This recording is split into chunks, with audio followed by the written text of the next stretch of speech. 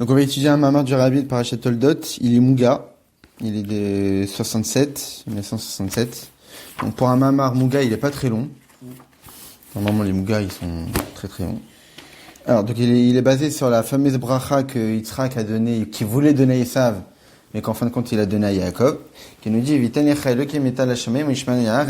que Dieu te donne de la rosée du ciel et de ce qui est gras de la terre. Il y a deux adjectifs basés, on connaît les précisions sur ce verset-là. Arekol, abrachot, emishem avaye. Normalement, toutes les brachot proviennent du tétragramme divin, du Yud Kevavke, qui est le nom correspondant au chesed, à la bonté, à la rachmanut, à la miséricorde. Deshem Elokim, umidatadin, va tzimtzum. Alors que le nom Elokim fait référence à la rigueur, à la contraction. Comment Yitzhak peut-il donner une bracha provenant du nom Elokim qui signifie la rigueur, la contraction? Quand tu veux donner une bracha, donne par un nom de Dieu qui justement fait référence à la bracha, qui fait référence à la largesse, pas à la restriction. Alors que les brachot, qui par définition consistent à déverser une influence, proviennent généralement du tétragramme divin du Yud Kevavke, qui fait référence à la bracha, etc. Comme Birkat Kohanim,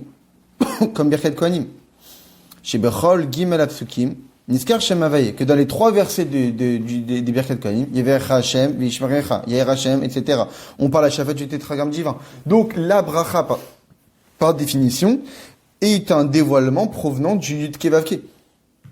Au Brebrachazo, Omer Vitenir Elokim, alors que dans cette bracha, on parle d'Elokim. Comment c'est possible que Yitzhak peut-il donner une bracha provenant du nom Elokim qui normalement fait référence à la rigueur, la restriction, la contraction, donc pas du tout le nom de Dieu qui généralement est employé pour l'influence.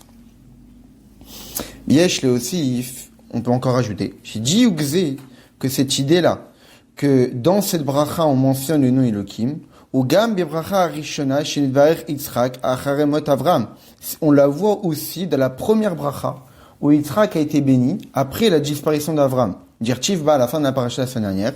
Et on voit que Dieu bénit à Yitzhak. Il marquait quoi? Vayivarech Elokim et Yitzhak beno. Et Dieu a béni son fils Yitzhak, le fils d'Avram. Mais on parle ici de Dieu, c'est le nom Elokim. Donc on voit que c'est Elokim qui a béni Yitzhak. Encore une fois, c'est le nom Elokim qui est employé.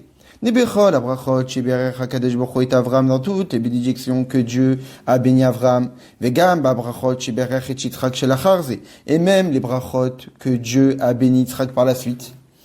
Ni Shem Havaye, on voit le Shem Havaye. On misait Mashma, de là on voit. Des bracha rishona Shiberech et Yitzhak, Shenemar ba Vayevarech Elokim. Va bracha Shiberech Yitzhak. Donc la bracha de la semaine dernière que Dieu a béni Yitzhak et la bracha de cette semaine où Yitzhak voulait bénir Esav mais en fin de compte a béni Yaakov sont employés le nom Elokim, c'est que ces deux brachot sont liés. Et donc ce qu'il faut comprendre c'est comment peut-on bénir par le nom Elokim et pourquoi précisément ces deux brachot on a employé le nom Elokim alors que normalement c'est un nom qui fait référence à la punition, à la restriction, à la contraction au voile. Pas du tout un nom employé pour bénir. Très bien.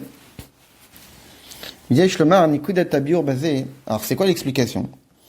Alpi Amivar Besidour, ce qui est expliqué par l'Admor Azaken dans les mamarim qui sont rapportés dans le Sidour. Sharat Kiot. Shahashpa nimshechet magvurot, igdol al yoter mashpa nimshechet machasadim. En réalité, c'est une erreur de croire que la gvura fait référence à la restriction, au voile, à la contraction. En réalité, comme c'est expliqué dans pas mal de mamarim en Chassidut, que la contraction de la gvura de la rigueur, c'est une conséquence de la puissance de la rigueur. C'est que la gvura, elle est tellement puissante, c'est tellement un dévoilement tellement puissant, qu'on est obligé de contracter pour qu'elle puisse se déverser. C'est pas que la rigueur fait référence au voile, vraiment à la restriction maximum, au point qu'on ne dévoile rien. Non. En réalité, ça, c'est une conséquence de la nature de la gvura. La gvura, par définition, c'est un feu qui bouillonne, qui se développe, etc. Donc c'est vraiment la largesse la plus grande. Mais tellement que c'est puissant, on est incapable de réceptionner la gvura. Le seul moyen de réceptionner la gvura, c'est par la restriction. C'est pour cette raison que la gvura, généralement la rigueur, le djinn, implique la restriction. Non pas parce que ça implique directement la restriction. Parce que le seul moyen pour dévoiler la gvura, c'est de contracter, parce que c'est trop puissant. Et donc, c'est ce que nous dit la Zaken. Shashpan imsheret magvurot. Le dévoilement divin provenant généralement de la gvura de Dieu. Igdola yoter est beaucoup plus grande. Mashpan imsheret machasadim. De l'influence provenant de la bonté. C'est-à-dire que généralement, Dieu, quand il dévoile dans ce monde, il dévoile par la bonté. Mais des fois, il y a des dévoilements qui proviennent de la gvura. Et les dévoilements qui proviennent de la gvura sont beaucoup plus puissants, beaucoup plus forts que les dévoilements provenant du chesed. Pourquoi? Chassadim, parce que la bonté, hembeteva akrirut, parce que la bonté, par définition, c'est froid. Et généralement, dans la chassidut, on compare la bonté à l'eau et la gvura au feu. Comme l'eau, c'est froid par définition, ce qui fait que le dévoilement provenant du chesed, même si par définition c'est large, mais c'est une largesse naturelle, il n'y a pas de passion là-dedans. Généralement, par exemple, on compare l'amour qu'un homme peut avoir avec sa sœur, etc., c'est un amour froid. Il n'y a pas de désir, il n'y a rien. Alors qu'un amour avec sa femme, il y a un désir.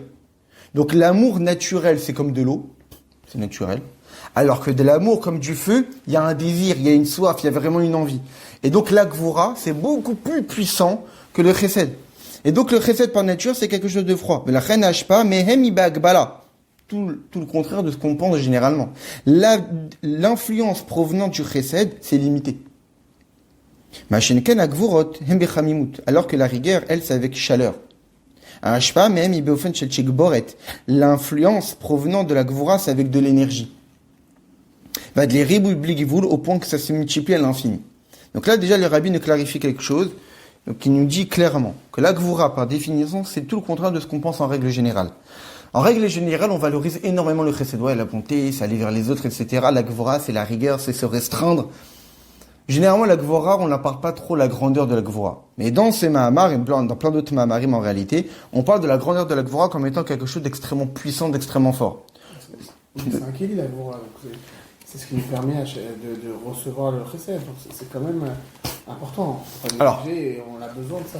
Alors généralement, le chesed, c'est le dévoilement du haut vers le bas, et la gvura, c'est du bas vers le haut, donc c'est l'effort de l'homme de pouvoir réceptionner. C'est du bas vers le haut. Mais la gvura, c'est aussi un moyen, un outil de dévoilement. Pas seulement un outil d'élévation, mais aussi un outil de dévoilement.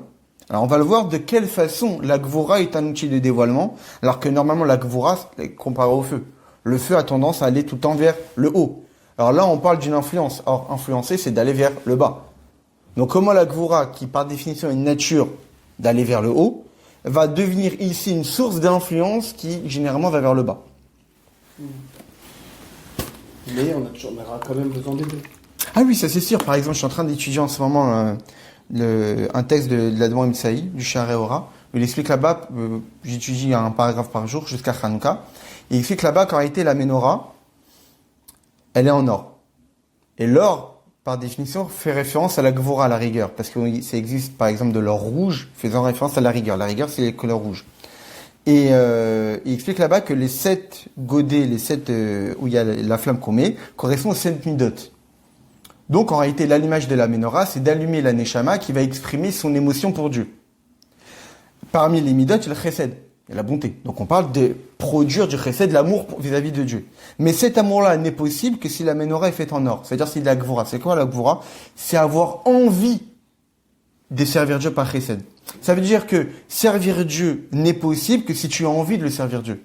Et l'envie, le désir, c'est la gvura. C'est-à-dire que la base de la menorah qui va permettre l'allumage de la neshama ne peut exprimer le service de Dieu que si elle a envie de servir Dieu. Et l'envie de servir Dieu, c'est la gvura. C'est-à-dire que la base du service de Dieu, c'est la gvura. Tout passe par la gvura. La menorah est basée par de l'or. C'est fou parce que la menorah, en vrai, c'est quoi une menorah? C'est un kéli. C'est ce qui permet de pouvoir contenir de l'huile et pour allumer. C'est ça. Et c'est fou parce qu'elle est en or, tu sais gvura, et en vrai, la menorah elle-même, c'est un kéli, c'est gvura. C'est ça. C'est-à-dire que, d'une certaine manière, la condition pour commencer l'allumage et l'élévation vers Dieu, c'est l'expression de la gvura. C'est le désir vers Dieu. S'il n'y a pas de désir, s'il n'y a pas d'envie, il dit là-bas, ratson les ratson. C'est-à-dire la volonté de vouloir servir Dieu. C'est-à-dire, j'ai envie d'être un bon juif. Avant d'être un bon juif, il faut déjà vouloir être un bon juif. Et c'est la gvura. C'est-à-dire que le désir, le vouloir d'être quelqu'un de bien, et après tu fais le travail pour être quelqu'un de bien. Mais déjà, il faut avoir envie. Et ça, c'est la Gvura. Très bien. Va le piser d'après ce qu'on vient de dire. Mais vers Sham, là-bas, le Zaken explique, chez Davka Yitzhak Berer Brachot Nalot Kaelu. C'est pour cette raison que c'est précisément Yitzhak qui a donné ces brachot les aussi élevés. Mital Hashamaim, la rosée du ciel, ou Mishman Haaretz, et le côté gras de la terre, c'est-à-dire la largesse matérielle. Chez l'Omatin Brachot Kaelelo, Avraham Velo Yaakov. Ni Avraham, ni Yaakov n'ont donné des brachot pareils. Avec ces brachot aussi extraordinaires de Viten Echa Elokim qu'on dit tous les Motzei Shabbat. Pour espérer, justement, recevoir la largesse matérielle de la semaine. Qui est Yitzhak ou Gvura. Parce que Yitzhak qui est le représentant de la rigueur. Et la Chana Brachot de Yitzhak Emberigu Gadol. Donc c'est pour cette raison que les brachot produites par Yitzhak produisent une largesse extraordinaire. Parce que Yitzhak est le représentant de la rigueur. Comme Yitzhak est celui qui sert Dieu par Gvura. Donc lui, il est capable de apporter à l'autre, donc en l'occurrence ici, vous l'apportez à Esav, mais c'est Yaakov qui a récupéré, il vous l'apportez cette largesse extraordinaire. Et là, on peut comprendre en réalité le sens du verset de la paracha la semaine dernière. Il est marqué, Vehi acharemot Avraham, après la mort d'Avraham, Vayivarech Elokim et Yitzhak beno. Dieu a béni son fils Yitzhak. Donc quand est-ce que il y a eu la bénédiction par Elohim, après que Avraham est disparu? Des Bechaye Avraham, lorsqu'Avraham était vivant, Prinat Chesed qui est le Chesed, et Ir Prinata Chesed Elemala, c'était la bonté divine qui régérait le monde, comme on l'avait étudié dans Parashat Lech Lecha, je crois, c'est un plus. On avait étudié qu'en réalité il y a un tzaddik qui est seul de l'âme, qui c'est par lui, un tzaddik fondamental, que c'est par lui passent toutes les influences divines, spirituelles et matérielles du monde. Et en réalité, c'est lui qui décide comment le monde fonctionne. Comme une fois j'ai étudié dans un mamar, qu'en réalité, c'est le Nasi Ador qui indique de quelle manière on peut s'attacher à Dieu.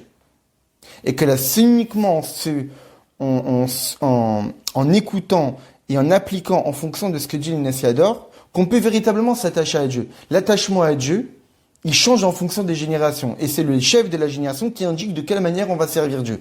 Ne pas écouter les directives du Nasi Ador et en servant Dieu, mais sans ces directives-là, on sert Dieu, mais pas forcément de la bonne manière, mais peut-être en fonction des anciennes générations, mais pas de la génération actuelle. Et bien, en réalité, à l'époque d'Avraham, puisqu'Avraham était le représentant du Chesed, le monde fonctionnait par Chesed.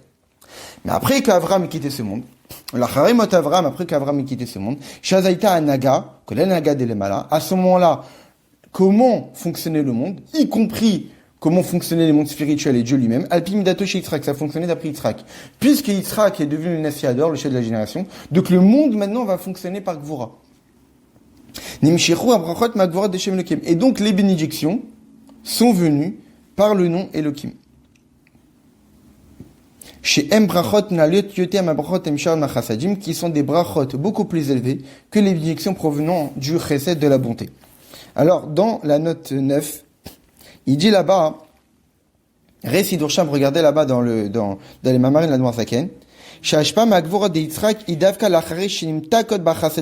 qu'en réalité, les influences extraordinaires de la rigueur de Yitzhak n'ont été possibles qu'après que la rigueur ait été adoucie par le chesed d'Avraham. Valpiz yeshloma la shana katuv et Yitzhak beno shel Avraham. Et de là, on peut comprendre pour quelle raison dans le verset on dit que Elohim a béni Yitzhak son fils. Pourquoi tu as besoin de bénir Yitzhak son fils? On sait que Yitzhak c'est le fils d'Avraham. Non. On ne peut bénir Yitzhak par le nom Elohim représentant de la rigueur que parce que Yitzhak c'est le fils d'Avraham. C'est-à-dire qu'il est venu après Avraham. Après qu'Avraham ait adouci la rigueur, là la rigueur va pouvoir devenir une source d'influence. Tout à l'heure j'avais dit qu'en réalité, mais la Gvura par définition c'est le mouvement du bas vers le haut. Comment ça va devenir une source d'influence? Non. En réalité, la rigueur par définition c'est l'élévation du bas vers le haut. Quand est-ce que la rigueur va devenir une source d'influence? Que si le chesed a adouci cette rigueur-là. Que d'abord on adoucit la rigueur par l'intervention du chesed. Maintenant que le chesed a adouci la rigueur va pouvoir maintenant se déverser. Comme je dis tout à l'heure, c'est-à-dire que la Gvura est tellement puissante qu'elle ne se déverse pas. On a besoin de la contracter. Mais si il y a déjà eu l'intervention du chesed qui a adouci la rigueur de façon que la rigueur perd son caractère à vouloir s'élever vers le haut, là la Gvura va pouvoir se déverser. Donc, en réalité, à partir du moment où Yitzhak est devenu Nasi Ador, les bénédictions vont pouvoir provenir de la rigueur divine, donc des bénédictions extraordinaires, beaucoup plus puissantes, à l'image du feu, qui crée une énergie beaucoup plus que l'eau qui est froide. Par exemple, dans les Mamarim, que le Rabbi rapporte dans les références, il donne par exemple la comparaison de l'intimité, de la relation sexuelle. C'est qu'en réalité, le jaillissement de la semence, c'est parce qu'il y a une chaleur produite. C'est uniquement parce qu'il y a de la chaleur qui a été produite qu'il y a pu avoir ce jaillissement de la semence et qui crée justement la largesse et la création d'avoir un enfant, etc. Parce qu'il y a une production de chaleur. Donc quand il y a une production de chaleur, l'énergie va pouvoir donner quelque chose de beaucoup plus puissant que la froideur. Parce que quand on est froid, il n'y a aucune énergie qui est produite. Mais quand est-ce que la Gvoura va pouvoir devenir une source d'influence? Que parce que d'abord, ça a été adouci par le Chesed. Puisque maintenant le Chesed a adouci la rigueur et que la rigueur n'aura plus cette tendance à vouloir s'élever, elle va pouvoir maintenant être source d'influence vers le bas. Mais Zéougam chez Bébir Yitzhak li Yaakov, et de là on comprend pour quelle raison dans la bénédiction de Yitzhak pour Yaakov, que Dieu Elohim te donnera. Que l'influence va pouvoir être avec largesse et puissance et énergie. Très bien. Donc maintenant on a compris pour quelle raison une bracha peut découler de Elohim. Très bien. Maintenant, le Rabbi rajoute. Venez à bracha chez Berech Yitzhak et viten lech Elohim.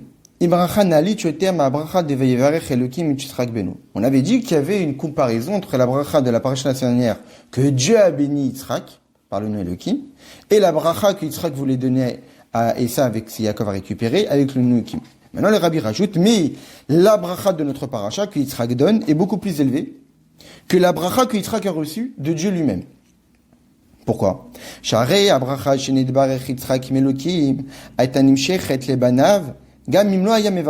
qu'en réalité, la bracha que Yitzhak a été béni par Dieu, par le nom Elohim, elle allait être héritée, elle allait être transmise à ses enfants, même s'ils ne les avaient pas bénis.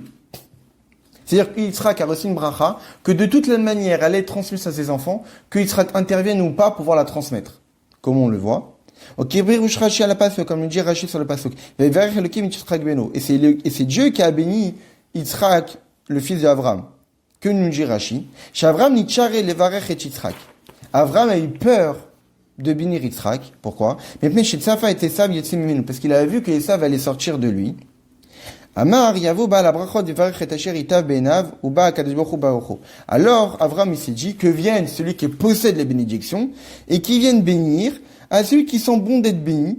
Et donc, Dieu est venu qui l'a béni. C'est-à-dire qu'Abraham, il sentait que si c'est lui qui allait bénir Yitzhak, la bracha allait arriver chez Esav aussi. Il voulait pas que Esav profite de sa bracha. Donc, il s'est dit, moi, je suis incapable de trier. Si je bénis, tout le monde allait profiter. Alors, je vais laisser Dieu, qui lui, il sait quoi faire. Et donc, qu'est-ce qui s'est passé après? Dieu a béni Yitzhak avec le nom Elohim. Que nous dit le Rabbi? Des misés mouvants, de là on comprend. Que de même que si Abraham avait béni Yitzhak, la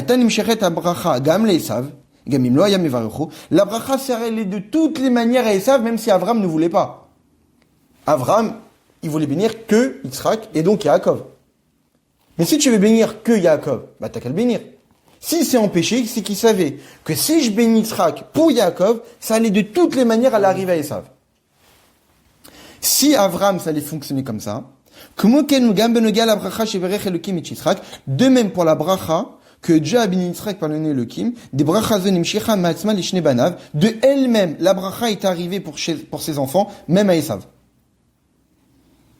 Donc on voit que la bracha de la semaine dernière est arrivée aussi à Esav. Et donc, Abraham, lui, il voulait éviter ce risque, mais Dieu, il a pris quand même ce risque. Et puisque la bracha que Dieu a donnée, c'est la même qu'Abraham voulait donner, eh bien, elle est quand même arrivée à Esav. Mais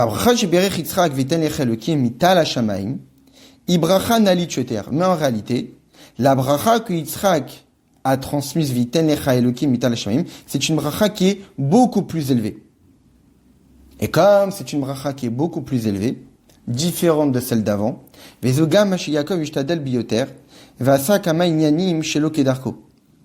moi j'ai oublié de prendre le livre avec moi. Bon, c'est pas grave. Et c'est ça que Yaakov, on a vu qu'il a fait des efforts surhumains contre nature pour pouvoir recevoir ces brachas. Yaakov, c'est quand même Ishtam, c'est un homme intègre, entier. Qu'est-ce qu'il a fait, Yaakov? Il a fait de la ruse. Contre nature. C'est quelqu'un d'entier. La ruse, c'est pas quelqu'un d'entier, c'est quelqu'un qui se fait passer pour quelqu'un qui ne n'est pas. Deuxièmement, c'est le rabbi précédent qui dit ça dans un Mahamar. Deuxièmement, il a pris des habits de Esav. Que ces Esav avaient récupéré de qui? De Nimrod. Nimrod, c'est qui? Melachon Mored Bemalchut. C'est quelqu'un qui se rebelle contre Dieu. Nimrod, c'est celui qui était à l'origine de la tour de Babel, qui voulait se rebeller contre Dieu. Donc, Yaakov, pour pouvoir récupérer cette bracha, s'est permis de mettre un habit de quelqu'un qui s'est rebellé contre Dieu. C'est quelqu'un qui s'est fait passer pour Esav, en disant, je suis Esav, ton premier-né. C'est quelqu'un qui est complètement à l'encontre de qui il est fondamentalement. Tout ça pour cette bracha-là. C'est pour dire ô combien cette bracha est extraordinaire, au point que Yaakov a dû employer tous ces efforts-là. C'est-à-dire que Yaakov, il avait déjà récupéré une bracha, celle de la semaine dernière. Et en plus, c'est une bracha qui était bénie par Elohim. Donc c'est déjà une bracha hyper puissante, vraiment très très très élevée. Et malgré qu'il avait déjà récupéré cette bracha de la semaine dernière, que Dieu a béni Yitzhak, après que Abraham ait quitté ce monde, Dieu a béni Yitzhak en lui disant que c'est toi qui hériteras de la terre et que tu auras une descendance large, une grande descendance. Ça, c'est la bracha qui aurait dû normalement entre guillemets être à Isaac. Cette bracha-là, elle a donné à Yitzhak, mais qu'en réalité, elle a été transmise de façon automatique à ses enfants. Mais c'est une bracha qui est déjà extraordinaire, parce qu'il y a le nom Elohim qui est employé. Maintenant, Abraham a donné à Yitzhak. C'est ça, en fait, c'est la bracha qui passe des générations en génération pour montrer que c'est toi, le digne héritier, qui va construire le peuple juif. Abraham a été béni par Dieu, c'est toi qui vas recevoir la terre d'Eretz Israël et tu auras le nargès dans les enfants. Yitzhak, dans la paracha semaine, c'est toi qui seras l'héritier et pas Ishmaël. Et là, Yitzhak voulait bénir Esav. Oui, ça va. Et voulait bénir Esav. On va comprendre pourquoi. Et Yaakov, il a fait énormément d'efforts pour récupérer cette bracha. Malgré qu'il a déjà été béni. Cette bracha-là, on parle de que Yitzhak qui bénit Yaakov. C'est ça. On parle ici, c'est bracha extraordinaire, c'est la bracha que Yaakov a récupérée dans le paracha. Qui a bracha vitenecha Elokim italashmin inalichetem a bracha devarech Elokim itchitrak, parce qu'en réalité la bracha de vitenecha Elokim mitalashamaim, que Dieu te donnera de la rosée du ciel, etc., est beaucoup plus élevée qu'à bracha semaine. Parce que si elle n'était pas beaucoup plus élevée, pourquoi Yaakov a fait autant d'efforts? Oui. Au point même d'aller contre sa nature, de tromper son père, de mettre des habits d'un rachat gamour, d'utiliser la ruse qui est contre nature. On dit quand même de Yaakov, dont sa mida, c'est midat haemet. Yaakov, c'est midat haemet. Chitan emet le Yaakov, donne le met à Yaakov. C'est-à-dire que Yaakov, c'est le représentant de la vérité. Et qu'est-ce qu'il a fait? De la ruse. Tout le contraire de la vérité. Comment c'est possible? Alors, on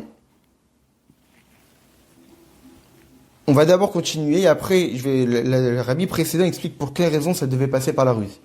J'ai vu ça, la première fois que j'ai vu ça, dans un moment du rabbi précédent, il explique pourquoi.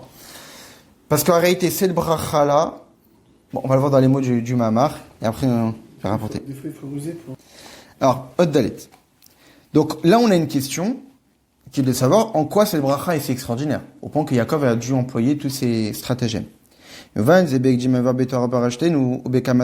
d'abord, pour comprendre ça, il faut d'abord introduire tout ce qui est expliqué dans le Torah. Or, dans le plan de Mamarim, pour quelle raison Yitzhak il a voulu bénir Esav? Alors que Yitzhak savait très bien, il savait qui était son fils. Quand Yaakov il lui dit, oui, Hachem, il m'a permis de trouver rapidement le gibier. Quand il a entendu le nom de Dieu dans la bouche de Yaakov, il a dit, attends, que je te touche un peu, j'ai un doute. Que nous dit Rashi? Parce qu'Yitzhak savait que dans la bouche de Esav, jamais il parlait de Dieu. Donc il savait avec qui il avait affaire. Il savait que Esav, c'était quelqu'un qui n'était pas proche de Dieu. C'est pas quelqu'un, Yitzhak, c'est pas un imbécile. Et malgré qu'il savait qui était son fils Esav, il voulait quand même lui donner cette bracha-là. Yitzhak, parce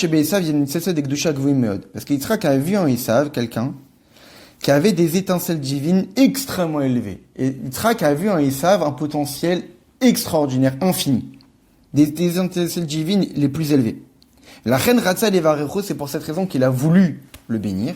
La Amshir Halav Or Elyon, lui faire déverser sur lui une lumière extrêmement élevée. Chalier Désir de Bariron Nisasot Shebo, pour que grâce à ça, les étincelles divines qui se cachent en lui puissent s'élever. À l'image d'une torche qu'on approche d'une petite allumette, automatiquement la petite flamme va être attirée par la grande torche. Ça veut dire qu'en réalité, Yitzhak voulait faire un effet magnétique. Ça veut dire un effet d'aimant. Il dévoile une énorme lumière divine sur Esav, de façon à faire agiter les étincelles divines qui se trouvent en lui, et les élever, comme ça Esav s'élève spirituellement et devient véritablement qui il était censé être. Ça, c'était le projet de Yitzhak. Parce qu'il a vu, comme c'est expliqué dans pas mal de Mamarim, qu'en réalité, Esav, il provient du monde de Tohu, le monde le plus élevé, où avec Jvirat HaKelim, avec la brisure des réceptacles, les étincelles divines se sont cachées dans le monde matériel. Esav, c'est ces représentants-là de celui qui sommeille en lui des puissances extraordinaires, mais qui attendent d'être élevés, d'être réparés. Ça, c'était le projet de Yitzhak. Et là, le problème, c'est que Yitzhak, ça devait pas se passer comme ça. Chez Be'im Ayanimshach Orze al Esav, si ces lumières-là extrêmement élevées, ils allaient se dévoiler sur Esav, chez Lo al Yedei Yaakov, sans passer par Yaakov, Aya Be'echad Bishne Panim, ça serait passé une des deux façons suivantes. Ou chez Yanivlabo, soit cette lumière divine, elle est totalement absorbée et annihilée par la pourriture d'Esav, par le mal que Esav représente. Ça veut dire qu'en réalité, cette lumière divine n'allait faire aucun effet. Ça allait être complètement absorbé et disparaître. Ou Shayam edvatelet mitsiuto, ou sinon ça allait complètement annuler Esav, et Esav n'est plus ce qu'il est. Ça veut dire que soit la lumière divine ne fait aucun effet et est totalement absorbée, soit la lumière divine a tellement un effet que Esav perd toute son identité. Donc en réalité, le projet de Yitzhak allait être jamais atteint, soit par cet effet-là, soit par l'autre. Soit c'est totalement absorbé, donc Esav, il reste le même. Ça veut dire quelqu'un de mauvais. Les étincelles divines sont jamais élevées. Soit la lumière divine est tellement élevée que Esav perd son identité. C'est-à-dire c'est plus Esav. Or Yitzhak voulait que Esav reste tel qu'il est, mais ça allait spirituellement. Mais là, ça peut être... Esav allait perdre son identité. Donc l'un comme l'autre, ça n'allait pas fonctionner. Pour quelle raison ? Parce qu'en réalité, Esav représente les shlosh klipot atmiot, les trois forces d'impureté totale. Donc le mal par état pur, et ce mal-là par état pur ne peut pas être dévoilé ne peut pas être élevé de façon directe. Il faut que ça passe par une autre étape, comme on va le voir. En réalité, pour que Esav soit raffiné, élevé, il fallait que ça passe par Yaakov. C'est pour cette raison qu'Akadosh Baruch Hu a fait toute cette manigance. Chez Yitzhak Yevarech et Yaakov, que Yitzhak bénisse Yaakov, alors que c'était pas son idée. Et que ces lumières-là extrêmement élevées passent par Yaakov. Parce que lorsque ça arrive chez Yaakov, maintenant, puisque c'est Yaakov qui détient cette lumière extrêmement élevée, il va pouvoir raffiner Esav. Le raffinement d'Esav, l'élévation spirituelle d'Esav ne peut se faire que si ça passe par Yaakov. Alors le rabbi précédent, qu'est-ce qu'il explique ? Il dit là-bas, en réalité, à l'origine, le mal et le bien étaient totalement séparés dans la création du monde. Avant la faute d'Adam Arishon, le mal et le bien étaient totalement séparés. À cause de qui le mal et le bien ont été mélangés ? À cause de la faute de l'arbre de la connaissance. Qui est à l'origine de la faute de l'arbre de la connaissance ? Le Nachash, le serpent. Qu'est-ce qu'il a fait le serpent ? Il a rusé. Il a rusé avec Chava, en lui faisant croire que ne t'inquiète pas, mange de ces fruits-là, rien ne t'arrivera. Il a d'abord dit, mais qu'est-ce qui est interdit ? Et malheureusement, Chava, elle a rajouté en disant, c'est interdit de toucher le fruit. Le serpent l'a poussé, elle a touché l'arbre, il s'est rien passé. Il lui a dit, tu vois, il s'est rien passé. Va manger, il va aussi rien se passer. Et donc, le serpent a utilisé de la ruse. Avec cette ruse-là, qu'est-ce qui s'est passé ? Eh bien, il y a eu la consommation du fruit de l'arbre de la connaissance, Vetovera, du bien et du mal, et le bien et le mal se sont mélangés au point que dans du bien, il y a toujours une trace de mal, et dans le mal, il y a toujours une trace de bien. Il est très difficile aujourd'hui de distinguer le bien du mal. L'Admon Emsaï explique dans Sharia Teshuvah que c'est comme si on prend une bouteille de vin, on la mélange, et ce qui fait que la lie qui est au fond de la bouteille, c'est le mélange avec le vin, et ça devient totalement homogène, qu'on n'arrive même plus à distinguer entre le bon vin de la lie. Et qu'il faut uniquement attendre du temps que ça se sépare. Donc tout a été mélangé. Le but de la bracha de Yitzhak, c'est quoi? C'est de récupérer les étincelles divines qui se cachent chez Esav. Ça veut dire récupérer le bien qui a été mélangé dans le mal. Que puisque le mélange du bien et du mal a été fait par de la ruse, pour récupérer les étincelles divines qui se cachent dans le mal, ça doit se faire par la ruse. Par qui?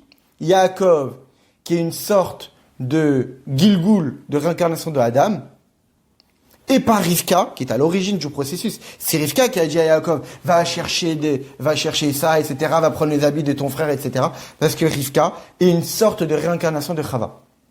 Le rabbi précédent dit là-bas que Yaakov correspond à Adam Arishon, Rivka correspond à Chava, et donc les deux sont revenus pour réparer l'erreur commise par la ruse à l'origine du serpent, pour récupérer le mélange provoqué par la faute de l'arbre de la connaissance. Donc c'est pour cette raison qu'il fallait utiliser la ruse, parce que à l'origine de ce problème-là, dont Yitzhak voulait réparer le problème, c'était la ruse. Maintenant ici le rabbi va nous expliquer la vin maï aprina de orot elionim shel yadam et barim anisosot. Quel est ce niveau-là? D'où proviennent ces lumières divines extrêmement élevées qui vont pouvoir élever les étincelles divines qui se cachent chez ça? On peut le comprendre ça dans ce qui est expliqué encore là-bas dans le Torah et dans d'autres mamarim. Que les klipot sont au nombre de 11, à l'image des fameuses 11 épices qu'on utilise dans les kétorettes. Achebena, Valvona, etc., etc. L'Akdusha, le système de l'Akdusha, est généralement représenté par le nombre 10. Eser le Tesha, Eser le Echadesser. 10 c'est pas 9, 10 c'est pas 11. Toujours 10. 10 juifs pour faire un minyan, les Aseret Adjibrot, les Asara Mamarot, les Aseret Sfirot, etc. À chaque fois, le nombre 10 revient tout le temps parce que le nombre 10 est représentatif de la Gdusha. Très bien. On va pas rentrer dans les détails, mais on sait que le nombre 10 est un nombre particulier. Mashenket bisitrachara, alors que dans la sitrara, donc les forces du mal, Yeshu d'Alef Catherine d'Emsavuta sont représentés par le nombre 11, qui sont les 11 couronnes de impureté. Pour quelle raison c'est au nombre de 11 pour le mal et c'est au nombre de 10 pour le bien? C'est pour cette raison que dans l'Ektoret, il y avait 11 épices, des birdés, les varer et ayudalef Catherine d'Emsavuta, justement pour raffiner et élever les 11 forces d'impureté. Très bien. Pour quelle raison le mal, l'impureté est au nombre de 11? Parce que il y a 10 forces, au même titre qu'il y a 10 forces de la Kedusha. Pour quelle raison il y a une 11e? Parce qu'on compte la vitalité qui vitalise les 10 forces. Ça veut dire que dans le mal, comme le mal, c'est du mal, donc la vitalité qui va vitaliser le mal ne peut pas s'introduire dans les forces du mal. Parce que les forces du mal ne sont pas un réceptacle pour la vitalité. Qui vitalise? C'est Dieu. Mais Dieu vitalise par quoi? Par, évidemment, de la Kedusha. La Kedusha est à l'origine de la vitalisation des clipotes. Mais comme les clipotes, c'est du mal, et donc le mal n'est pas un réceptacle adéquat de façon à ce que la vitalité divine va pouvoir s'introduire à l'intérieur, elle ne va vitaliser le mal que de l'extérieur. Comme je jette, comme ça. Je rentre pas, mais je te donne à manger, mais de loin. C'est pour cette raison que les forces du mal sont comptées au nombre de 11, parce qu'on compte les 10 forces, comme les 10 forces de Kedusha, sauf que on compte la vitalité de façon de loin. De façon comme si c'est une entité à part entière, parce qu'elle ne peut pas s'introduire à l'intérieur, elle ne peut pas s'unir avec les forces du mal, parce que ce sont des choses complètement opposées.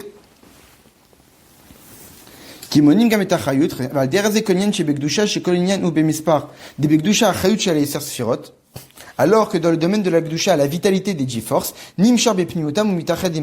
provient à l'intérieur et s'unit avec elle. La vitalité pour la Kedusha, ça s'unit, ça ne fait qu'un. Et la reine anonymie bifinatso, c'est pour cette raison que la vitalité des forces de Gdusha n'est pas comptée de façon indépendante. Elle ne fait qu'un avec les 10 forces de Gdusha. Donc on parle de 10. La vitalité, elle est totalement unie avec les 10 forces. Donc on comprend pourquoi le mâle c'est 11 et la Gdusha c'est 10. Alors que dans la sitrara des forces du mal, la vitalité qui vitalise est complètement séparée. Parce que si la vitalité s'introduisait à l'intérieur, elle serait totalement annihilée. Il ne serait pas une vitalité. C'est quoi une vitalité? La vitalité doit faire un effet. La vitalité qui va s'introduire dans les forces du mal doit justement jouer son rôle de vitaliser. Mais si elle doit jouer son rôle, pour jouer un rôle, c'est qu'elle doit exister. Or, la chayut, la divinité, lorsqu'elle va dans les forces du mal, elle n'existe plus, elle est complètement annihilée. Donc elle n'est plus capable de jouer son rôle. Donc pour pouvoir jouer son rôle de vitaliser les forces du mal, elle ne peut le faire que si on ne s'introduisait pas à l'intérieur. Comme si quelqu'un qui est d'une haute stature, qu'elle ne peut garder sa haute stature que si elle reste à l'extérieur du mal. Mais si elle rentre dans un endroit qui est totalement mauvais, elle va se faire influencer et perdre toute son identité. Puisque la vitalité doit garder son caractère d'être vivant, une vie est donc vitalisée, elle ne peut jouer son rôle que si elle reste à l'extérieur. Parce que si elle rentre, elle est totalement absorbée, elle perd son identité de vie, et donc elle joue pas son rôle. La reine Unyasha Bifiatsu, c'est pour cette raison que la vitalité des forces du mal est une entité à part entière, et donc on comprend bien pourquoi c'est au nombre de 11, alors que la Gdusha est au nombre de 10. Le problème, Vine, Asitrara Ilumadze de Gdusha. On sait très bien que Dieu a créé le monde, Zelumadze. Dieu a créé le monde l'un face à l'autre. La Gdusha d'un côté, et le mal de l'autre. Mais si la Gdusha et le mal sont face à face, c'est que forcément ils sont vraiment face à face. Si dans le mal il y a 11, c'est dans la Gdusha, il doit aussi y avoir 11. Mais c'est mouvan et de l'on comprend. Que si dans les forces du mal, il y a une 11e force qui est séparée des 10, donc forcément, dans la Gdusha aussi, il y a une 11e force. Forcément, parce que ça doit être l'un face à l'autre. Il y a forcément une 12e force qui est au-delà des 10 sphirot et qui est séparée des autres. C'est quoi la différence? Et là, chez Bigdusha, seulement dans la Gdusha, Prinazo et Na'achayut chez la sphirot. Dans la Gdusha, cette 11e force, c'est pas la vitalité. Parce que dans le domaine de la Gdusha, la vitalité s'unit et s'introduit dans les 10 forces.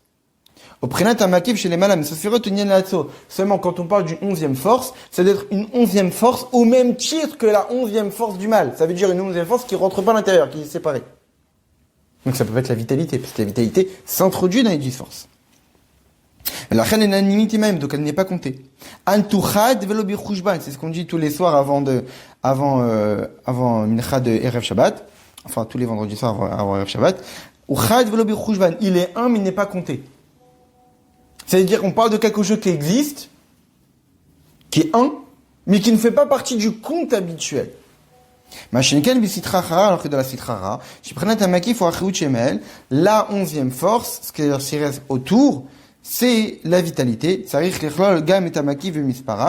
Et donc, on compte comme c'est la vitalité. Donc, forcément, on fait partie du compte. Parce qu'on ne peut pas parler de G-force morte.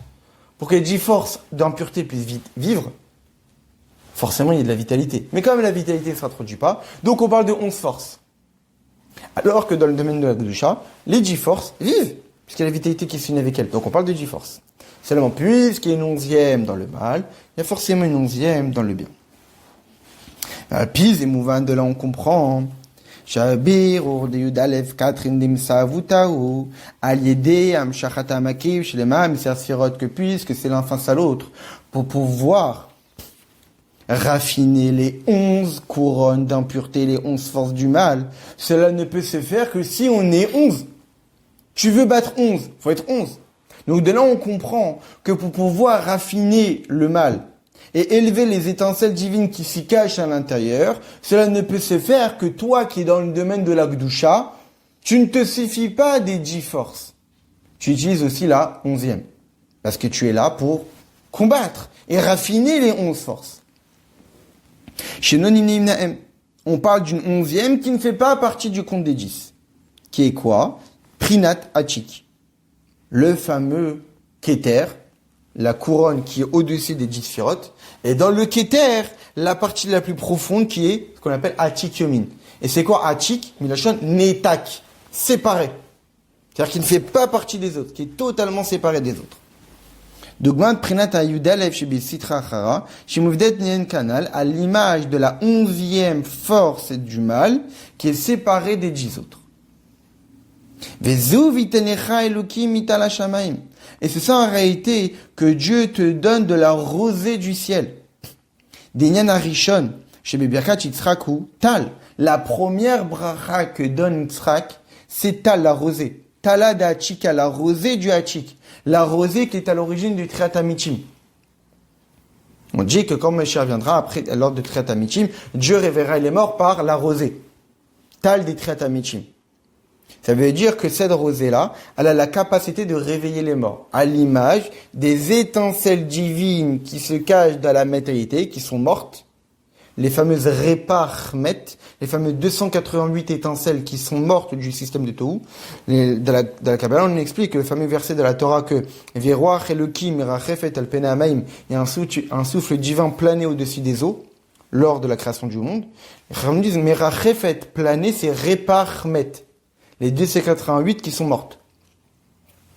288 étincelles qui sont mortes, c'est-à-dire qu'ils sont descendues dans ce monde-là, dans le système dans lequel on est. Et donc tout notre travail, c'est de les élever spirituellement.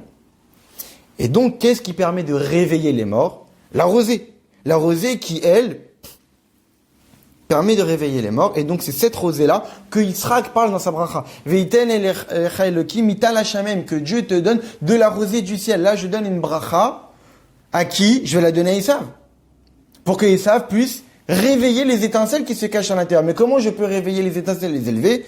Que par le Hachik. Le Hachik est tellement élevé qu'il est capable, par sa grande puissance, attirer les étincelles divines vers lui. Réveiller ces étincelles divines qui sont totalement endormies dans les forces du mal. Et c'est ça la première partie de la bracha.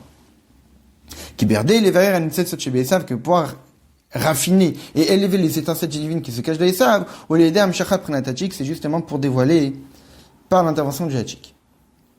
Très bien. Maintenant, le Rabbi rajoute. Maintenant, qu'est-ce qui permet? Très bien, c'est ce que dit Yitzhak. Il dit, je vais te donner le Hachik. Dieu va te bénir du Hachik, du dévoilement de cette puissance-là divine, cette 11e force qui va permettre de réveiller les étincelles divines. Maintenant, mais qui est-ce qui va permettre de déclencher cette influence-là? Pour que cette puissance-là, ce niveau-là puisse se dévoiler ici-bas. Au point qu'on soit capable d'élever les étincelles divines qui se cachent dans le mal.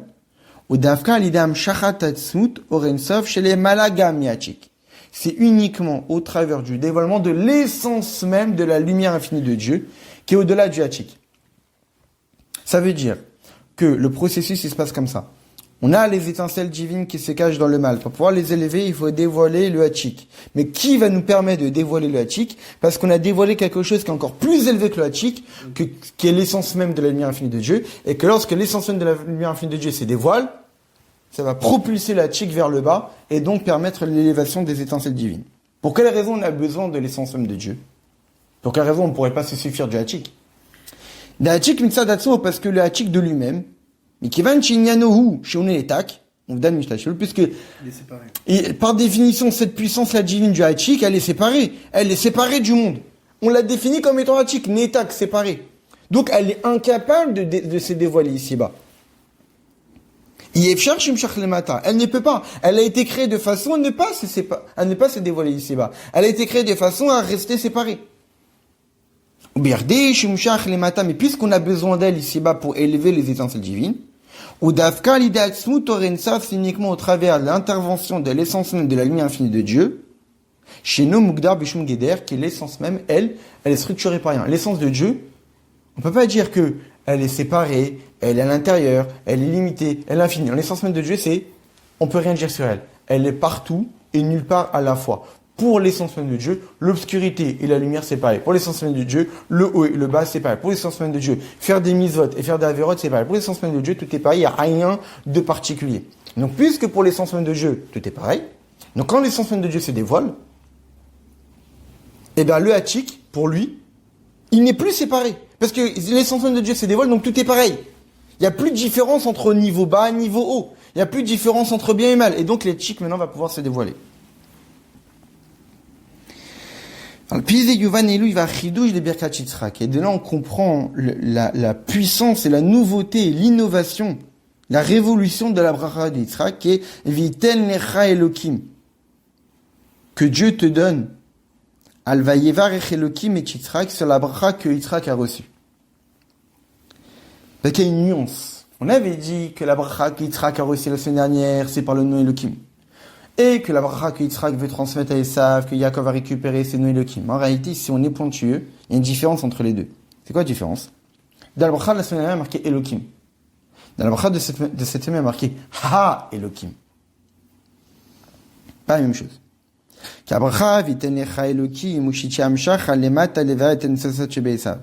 qu'en réalité, la bracha de la semaine dernière que Yitzhak a reçue, c'est la bracha d'héritage.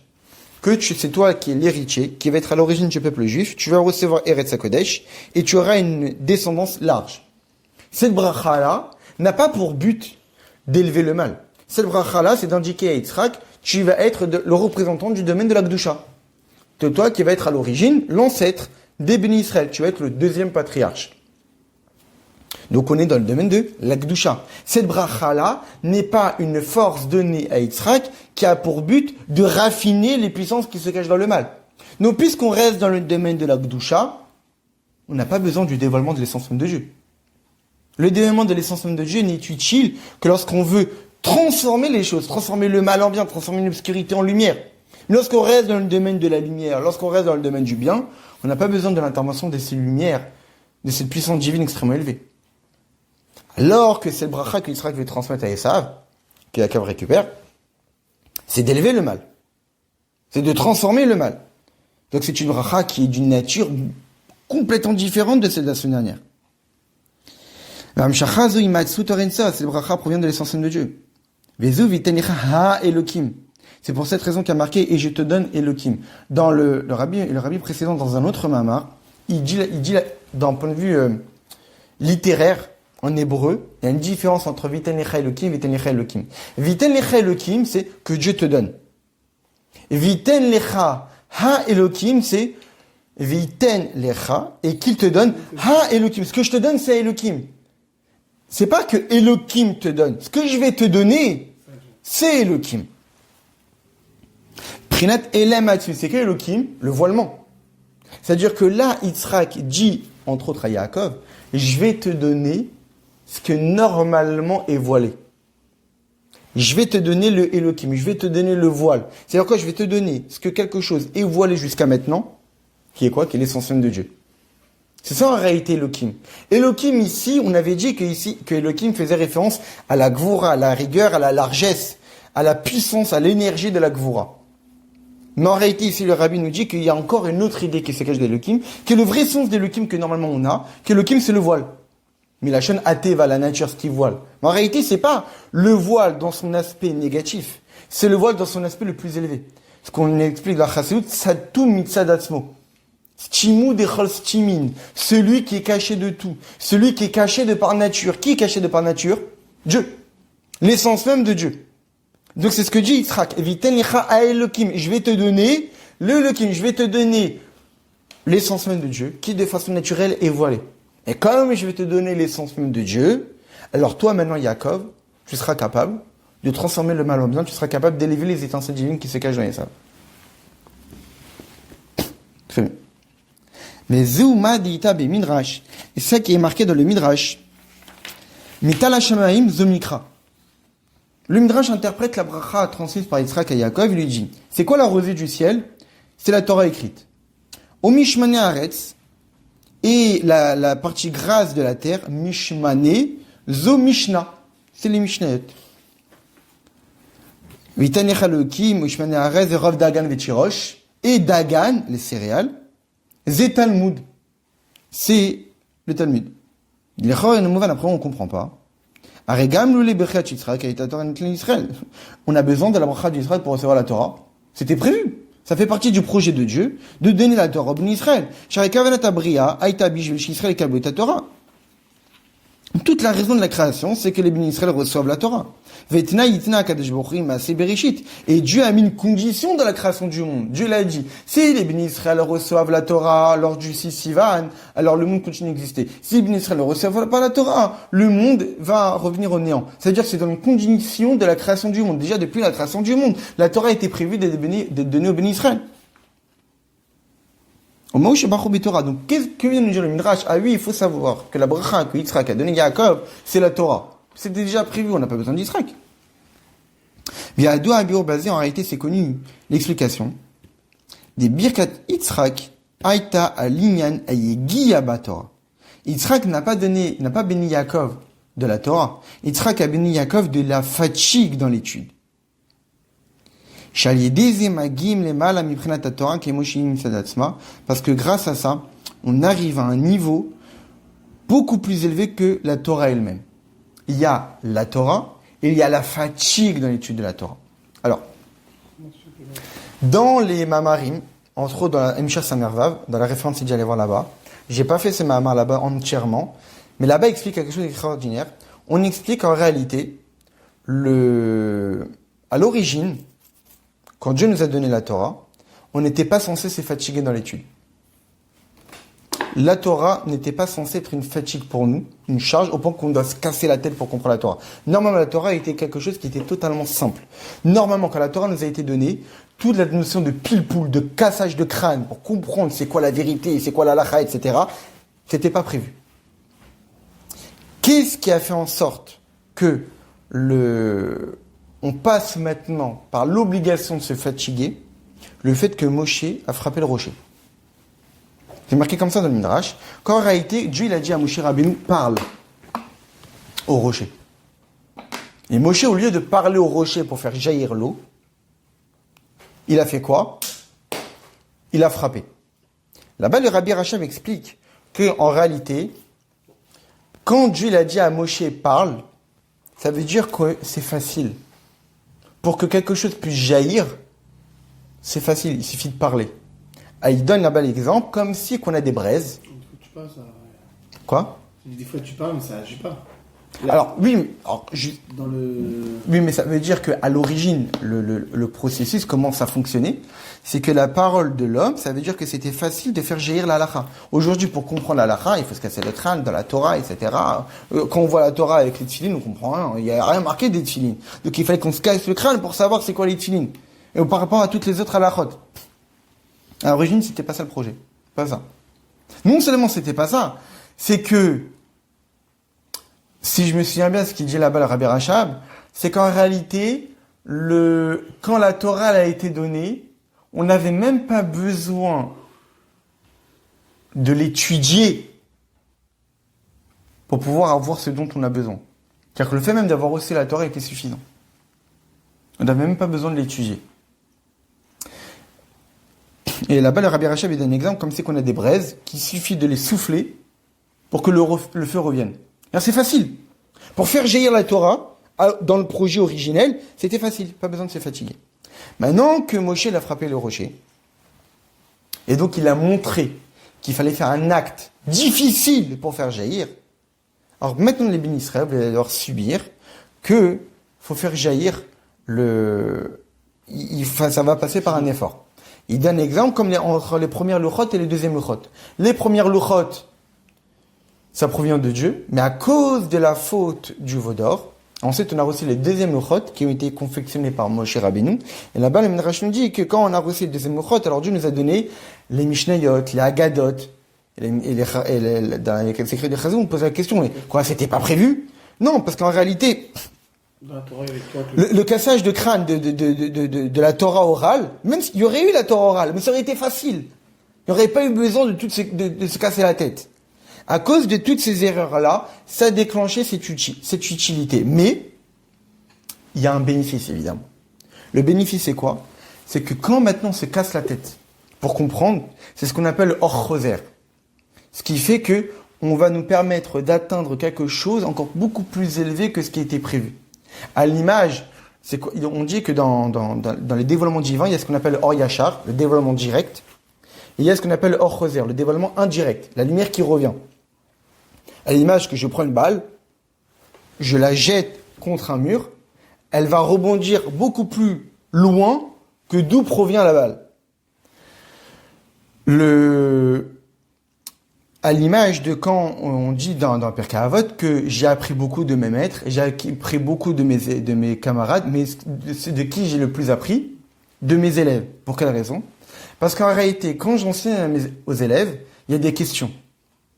Ces questions-là vont me pousser le maître à aller à aller chercher au plus profond de sa connaissance des réponses que lui-même, en étudiant, ne serait pas posé et ne serait pas obligé d'aller jusqu'à ces réponses-là. Donc en réalité, le questionnement, ça crée un hors choser. Ça veut dire, je fais un recherche, je dévoile, j'enseigne, mais ensuite se crée un hors choser, une lumière qui se réfracte et qui va pousser d'aller chercher au fin fond quelque chose qui n'était pas prévu à l'origine. C'est pour cette raison qu'on dit souvent qu'en étudiant avec la parole, plus on parle, plus on enseigne. Eh bien, moi, souvent, je l'ai vu, qu'en réalité, plus on enseigne, plus des nouvelles idées apparaissent que quand la personne est à la maison tranquillement en train d'étudier, jamais il aurait pu penser. Pour quelle raison? Parce que la parole, qui est un acte concret, eh bien, en réalité, pousse la capacité intellectuelle à créer plus de dévoilement. Je suis en train de parler, donc j'ai besoin de plus dévoiler. Mais plus que j'ai besoin de plus dévoiler, donc je suis obligé d'aller chercher des lumières divines, des puissances intellectuelles qui n'étaient pas prévues. Et je suis tout le temps en production continue, et puisque je suis en production continue, je dévoile des choses qui n'étaient pas prévues. Et donc c'est ça l'idée que la fatigue, quand quelqu'un est en train de se fatiguer en train d'étudier la Torah, lui il a dit ça, mais il faut que je comprenne, il faut que je cherche, et ça c'est pas la bonne idée, ça c'est pas la bonne idée, ça c'est pas le bon argument, ça c'est pas, il est en train de chercher, et là il trouve la halakha. Ça veut dire que par la fatigue, il trouve quelque chose qui jamais était présent à l'origine. Et c'est ça la bracha que Yitzhak a donnée. וידוע הביאור בזה, ברכת יצחק הייתה על עניין היגיע בתורה שידידי מגיעים למעלה מבחינת התורה כמו שהיא מצד עצמה. התורה מצד עצמה היא חוכמתו של הקדוש ברוך הוא. La Torah à l'origine, c'est la sagesse de Dieu. ולמעלה יותר חוכמה סתימה, mais à un niveau encore plus élevé, c'est la chokma cachée. Et par la fatigue de la Torah, une fatigue qui crée un mécanisme de hors choser, de lumière réfractée, magim la elem ha'atzmi, on arrive au voile, ce qui était caché de la Torah. Aïn lo ra'ata, elokim zolatecha, un œil, aucun œil ne peut le voir, elokim zolatecha, uniquement l'Elokim peut le voir. Ça, vitenecha Elokim, je vais te donner le Elokim. Je vais te donner ce que normalement est caché. Je te donne la Torah qui te permet de pouvoir dévoiler ce que normalement est caché, qui est la fatigue de la Torah. Yesh, le Seigneur Mekisan, chez Misil Chachara ou Mimisar Yudalef, on peut rajouter que puisque les forces du mal sont au nombre de 11, et Nushigam, Amakif, Nichlaba, Mispar, et donc la vitalité qui vitalise les 10 forces font partie du compte. Les Fichua, Chayut, chez Mechayotam Kanal, et donc ça fait partie du compte. On ne dit pas qu'il y a 10, et ensuite il y en a 11. Ça fait partie du compte. La Chanalidé, Birur et Yudalef qui traîne Imsavuta, c'est pour cette raison que lorsque le juif fait l'effort de dévoiler, d'élever les étincelles divines qui se cachent de les forces du mal, Nassé al derze gambe gdusha, alors il se passe la même chose dans le domaine de la gdusha. Qu'est-ce qui se passe? Chez Gam Prinatachik, alors même la puissance que de normalement ne fait pas partie du compte, Nimshechel Belsafira Bepimiotam, maintenant ça fait partie du compte. Ça veut dire que au fur et à mesure que le juif se fatigue dans l'étude de la Torah, au fur et à mesure que le juif fait l'effort de dévoiler, d'élever les étincelles divines qui se cachent de les forces du mal, de la métallité de le monde qui nous entoure, eh bien le juif fait en sorte que normalement, ce qui ne fait pas partie des puissances, des nombres de 10, eh bien la lumière infinie de Dieu maintenant va devenir quelque chose qui fait partie des forces naturelles de l'homme. Ce que normalement ne fait pas partie, et que j'ai fait l'effort de le ramener, mais puisqu'en face de moi j'ai 11 forces du mal, qui sont au nombre de 11, c'est-à-dire que pour les forces du mal, c'est naturel d'être 11. Eh ben maintenant, par l'effort du juif, ça va être naturel d'être au nombre de 11, ça va pas être une révolution d'être 11. Ça va être quelque chose qui est naturel.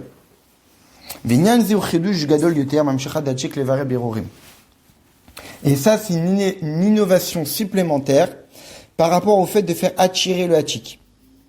Ça veut dire que quand le juif, il fait attirer le hatik, au début, ils étaient 10. Et maintenant, on a attiré une 11e, mais qui fait pas partie du compte.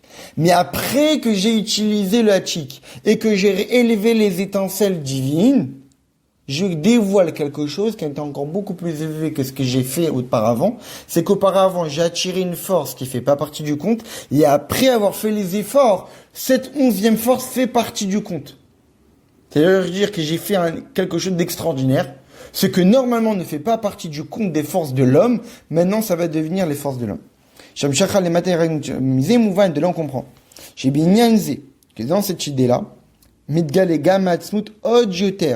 on dévoile encore d'autant plus l'essence même de Dieu. Au départ, on a dévoilé l'essence de Dieu pour pouvoir attirer le hatik dans les 10 forces de l'homme. Mais ça, c'était avant de commencer le travail. Mais maintenant que j'ai les forces nécessaires pour faire le travail d'élever les étincelles divines qui se cachent dans le monde matériel, en particulier en se cassant la tête pour comprendre la Torah, maintenant que j'ai fait ça, eh bien j'ai fait en sorte que l'essence même divine n'est plus une essence même divine qui est cachée, va devenir quelque chose d'habituel et faisant partie des forces de l'homme. Et donc là, j'ai dévoilé la vraie essence même de Dieu. Parce que la vraie essence même de Dieu, elle est dans aucune case. Mais puisque maintenant j'ai dévoilé l'essence même de Dieu, je montre que l'essence même de Dieu, elle devient naturelle pour le juif. Donc j'ai vraiment dévoilé l'essence même de Dieu. Quand est-ce qu'on dévoile l'essence même de Dieu?